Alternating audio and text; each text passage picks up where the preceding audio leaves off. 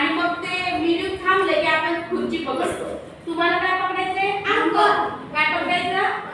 आणि मग तुम्ही असं पळत असताना मी जर हा अंक सांगितला तर तुम्हाला इकडून वापस परत नाही यायचं मागे, असं केलं मग पकडते.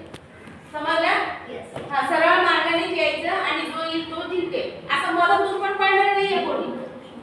ठीक आहे का? ठीक आहे. हा, सुरू.